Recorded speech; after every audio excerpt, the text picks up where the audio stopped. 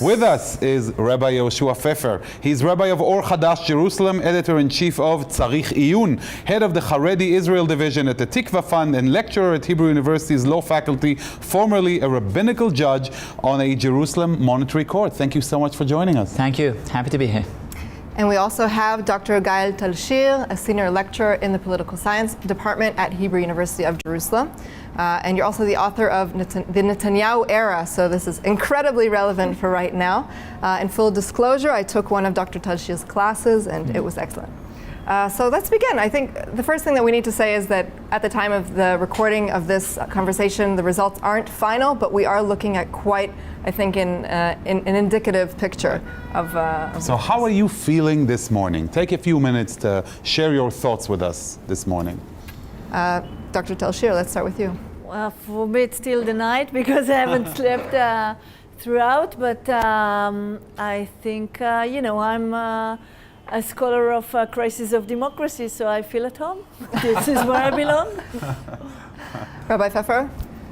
I think it's definitely a moment, meaning, waking up to the kind of results that we have now. They're not final, but they are already fairly clear.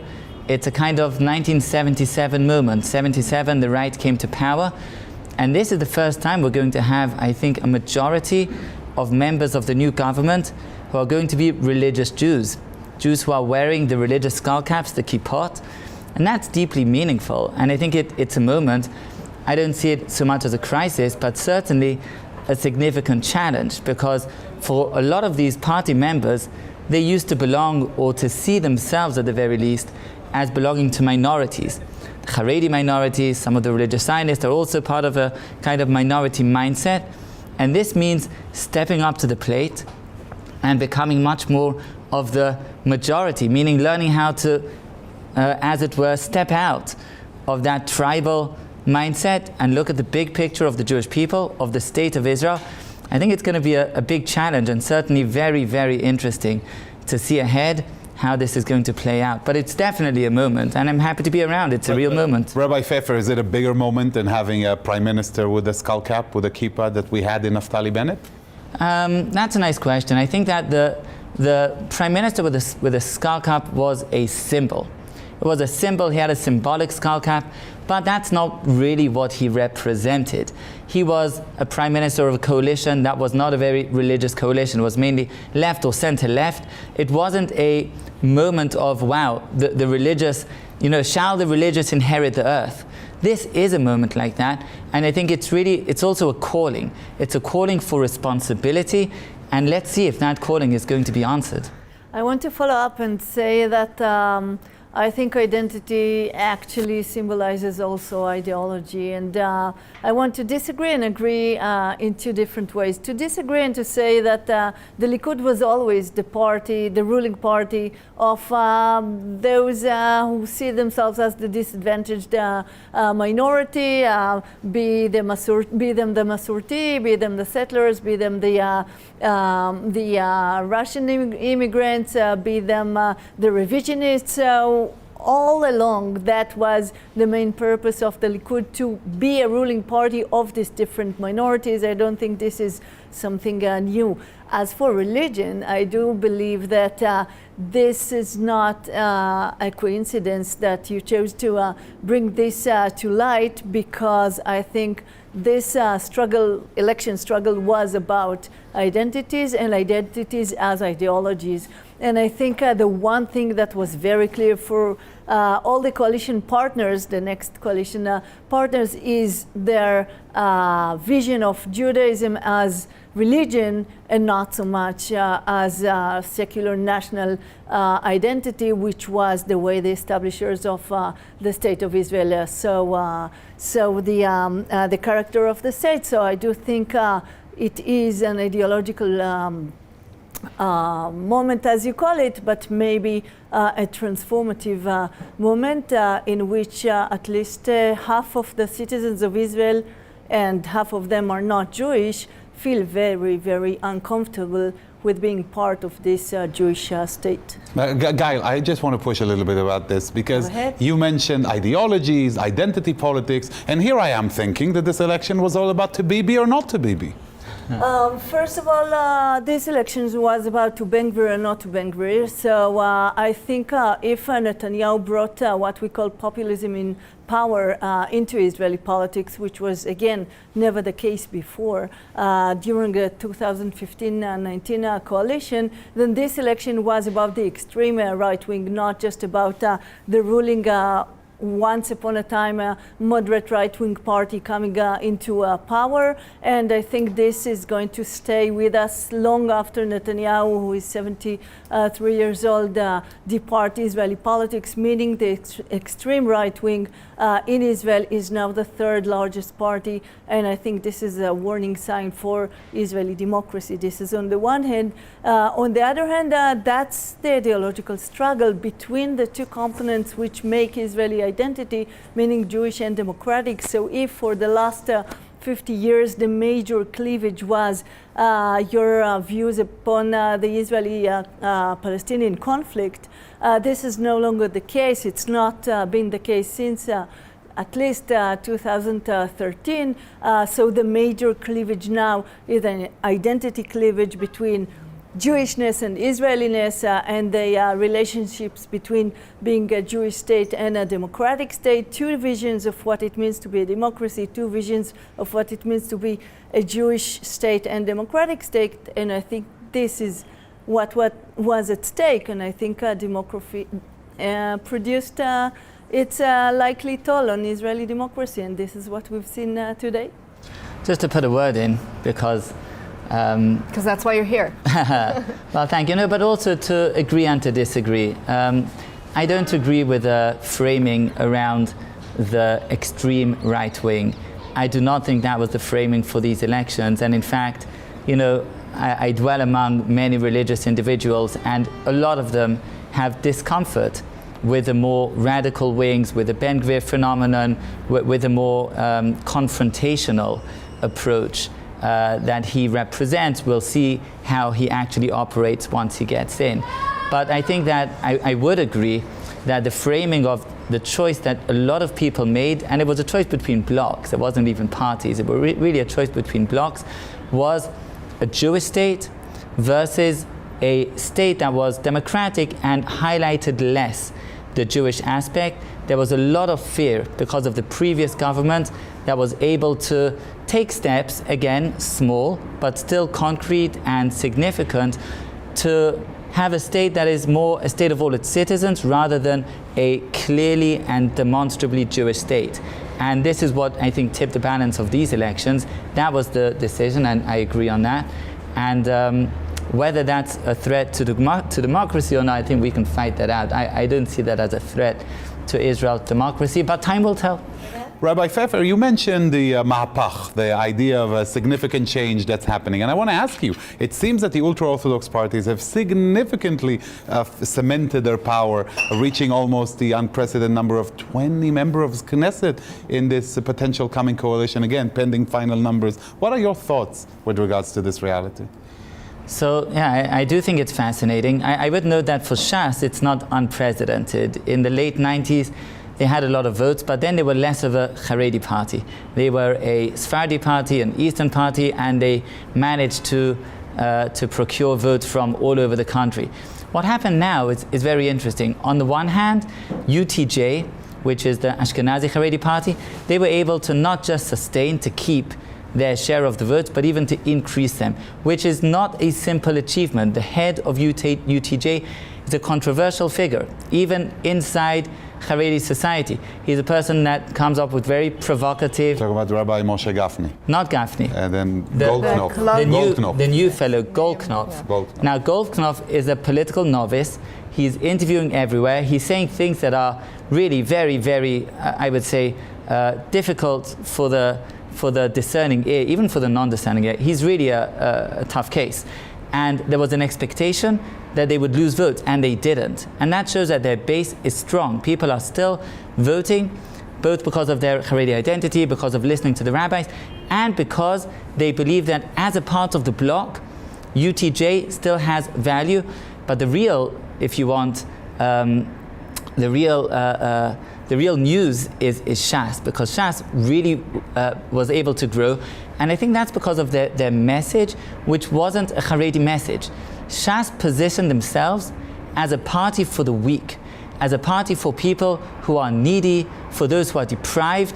And I know many voters who are not necessarily Haredi who said, you know what, this message resonates with me.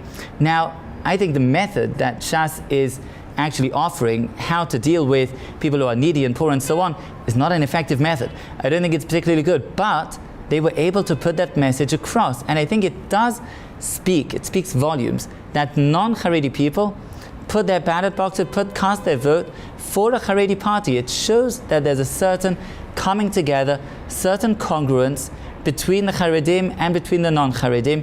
To what degree is that true? Culturally, army, workforce, education, higher education, there are many issues that are on the table concerning the Haredim and the rest of Israel. But I think that's already a positive sign. And I very much hope that in all of these areas, we'll see a certain responsibility, even from the hardliners, from the Haredim, in the coming government. Time will tell. I just want to ask a follow-up question. Rabbi Pfeffer, you do a lot of work to integrate ultra-Orthodox into Israeli society, the rest of Israeli society. Is there such a thing maybe as becoming too strong? I mean, if they have so much power in government, we might see scaling back of certain moves that were made in the previous government that perhaps would bring people out into the workforce and now take them back. Yeah, that's an excellent question. And we saw that in previous governments. We had the Lapid-Bennett government in 2014, right? And then ended in 2014. And then when it ended, then the moves that they made were scaled back. And these are moves of incentives, meaning we don't want a negative incentive concerning going to work. And there is a danger that with the Haredim in power, they will use that power to, as it were, take things back to those negative incentives, if you want. And this is relevant for education and core curriculum, it's relevant for army service, it's relevant for workforce, it's relevant for everything.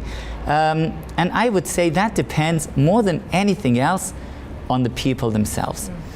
The representatives will ultimately have an ear to what's going on the Haredi street, to the reasonable Haredi person.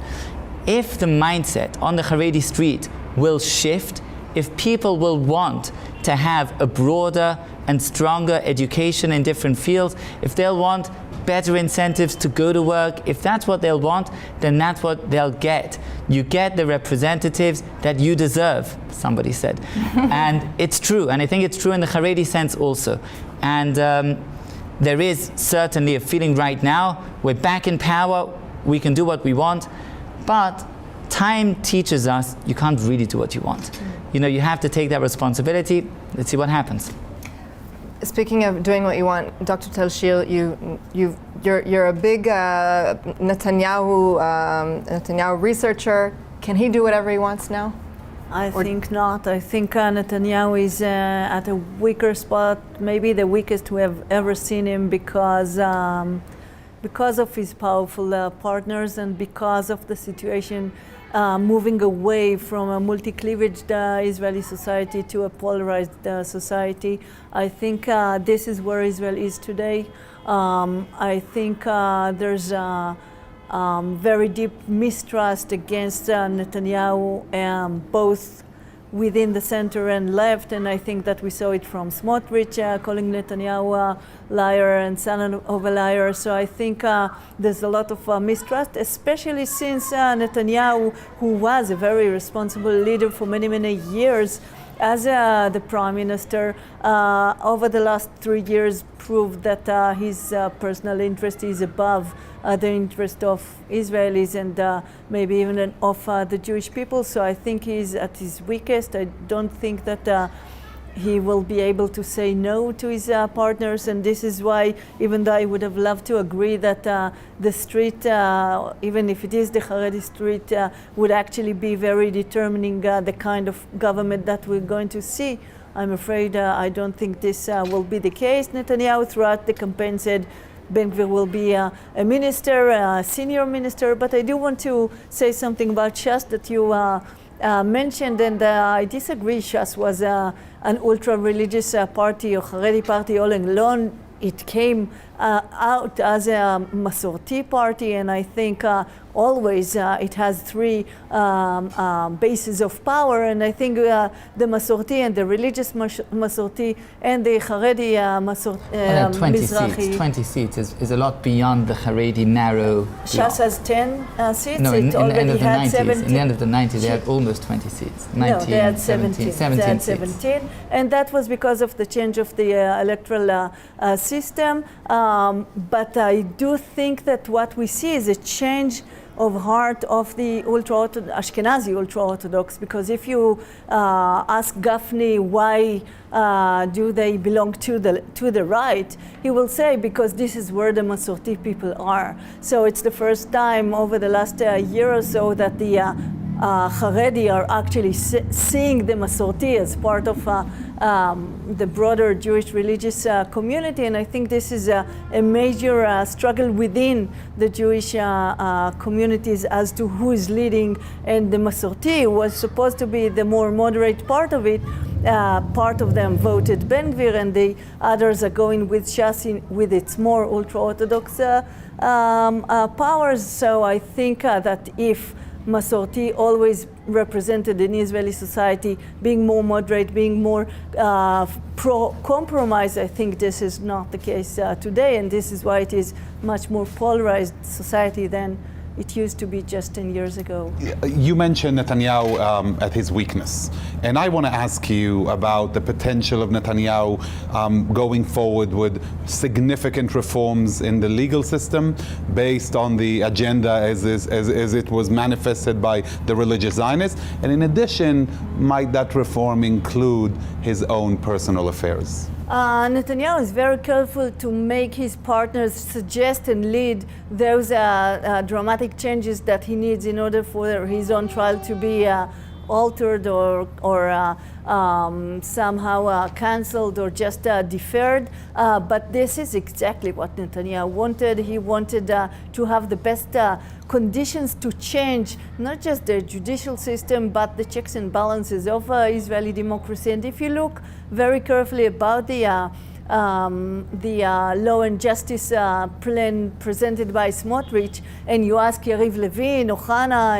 Amsalem, what the heads of the Likud party, what they think of it, they would adopt it immediately. And the kind of changes that he makes to the checks and balances of Israeli democracy, meaning canceling the judicial review, making it virtually impossible because you need both a unanimous decision of all Supreme judges and just a regular majority within the Knesset, having the politicians appoint both the Supreme Court judges and the judicial offices in the government, etc. I think this is going to alter dramatically what it means to be a democracy, and I'm not sure that it will refer to the definition of democracy. If you say democracy is only for Jews and the government should have no checks and balances on it, you might have your own definition. But if you think about human rights, civil rights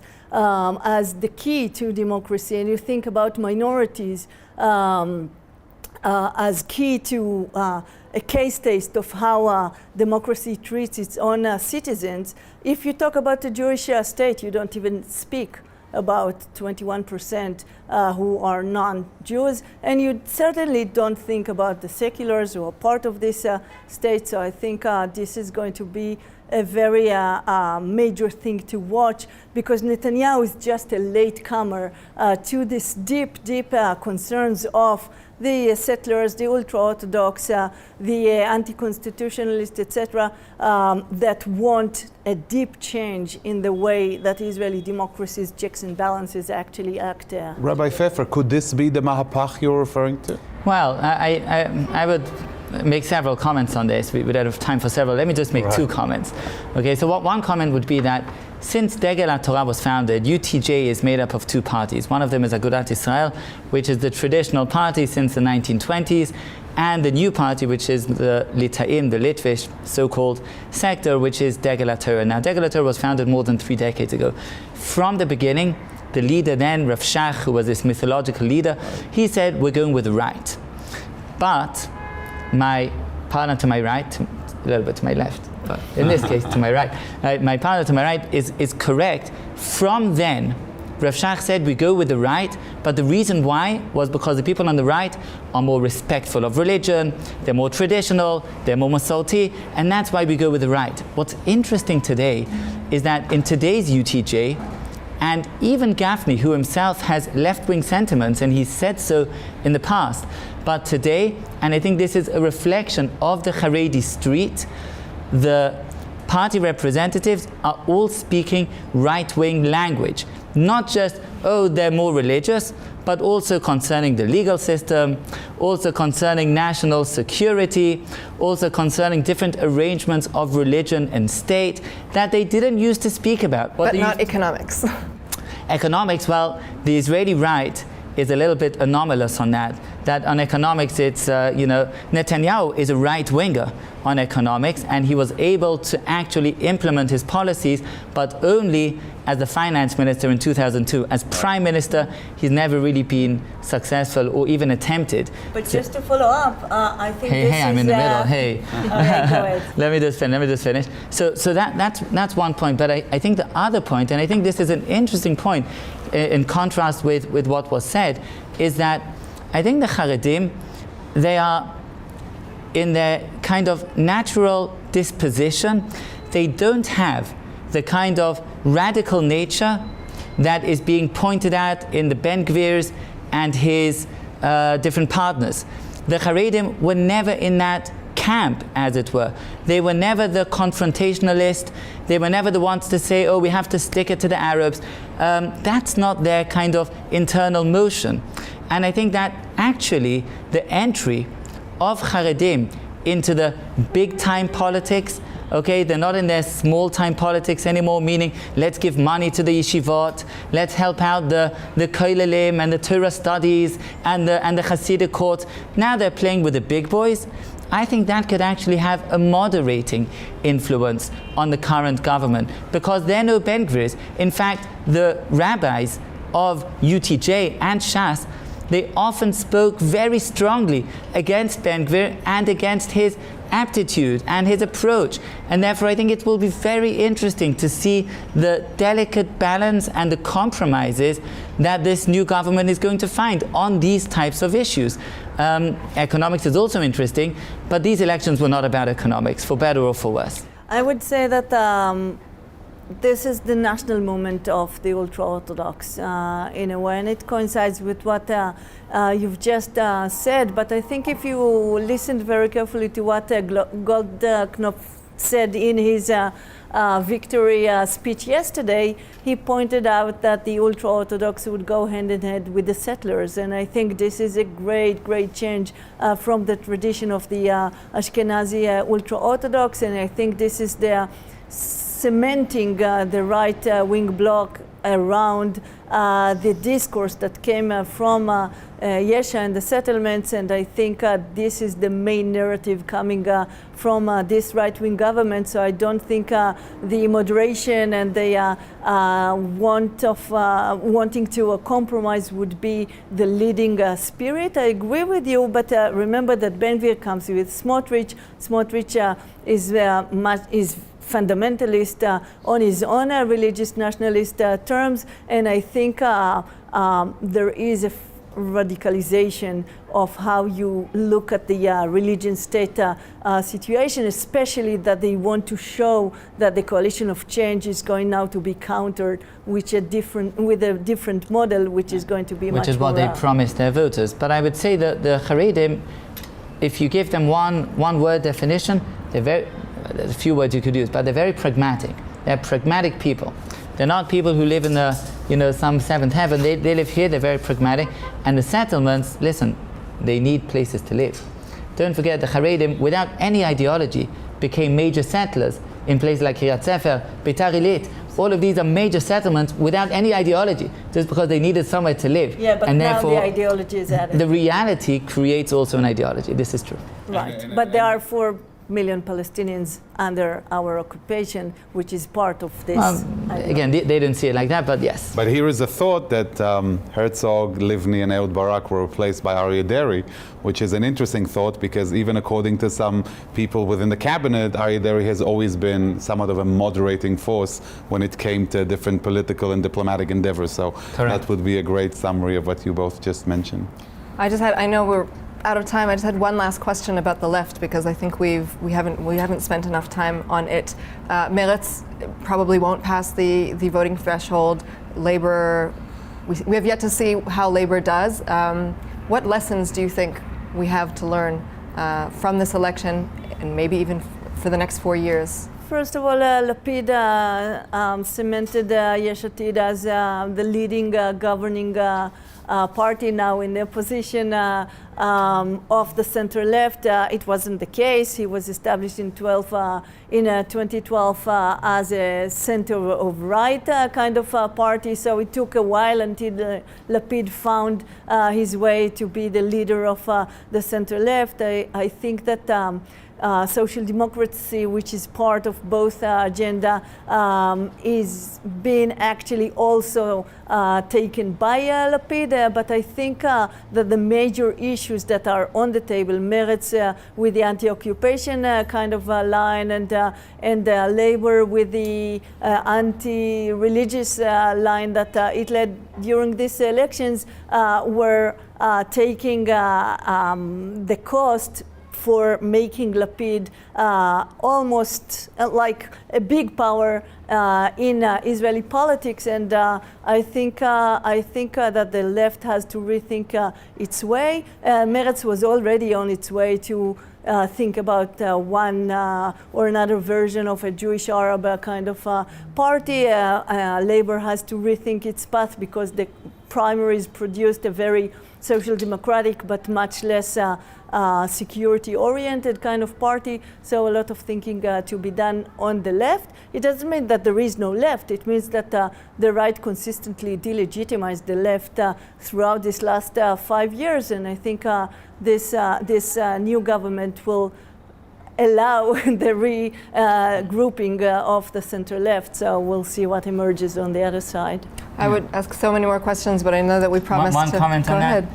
I think that, I definitely agree the left needs to regroup. I think they need to be more attached to the people. I think there was a certain detachment, a certain distance between the left representatives and the people on the street. I don't think people appreciated, for example, Merav Michaeli, who is a person that does well at the Knesset. She's a popular person, but the types of focus, the things she focused on, were esoteric. As transportation minister, she did things that were not popular. They did not resonate. And I think the left needs to think, how are we going to resonate with the people to focus on issues that people really care about deeply? I really think they got it wrong in this election cycle. So we'll see what happens. Can't agree more. I think this is a good place to end, but I will say that the Jerusalem Press Club is at your service if you want to have any follow-up interviews with Dr. Gayil Talshir and Rabbi Yehoshua Pfeffer. We would love to help set that up. And I'll just say we went through this very short process of conversation without even saying the words Mansour Abbas. So much more to discuss. I want to thank Talia for hosting us. I want to thank you, Rabbi Pfeffer and Dr. Talshir, for incredible insights. Thank you very much. It's been an absolute pleasure. And to you, our viewers, I'd like to say thank you for watching. This has been an absolute fascinating round of elections in Israel, the 5th one, at least for a while. I'd like to thank you all, and all the best from Jerusalem, the Jerusalem Press Club. Thank you all for watching. This is it for now. Shalom and leitraot. See you again soon.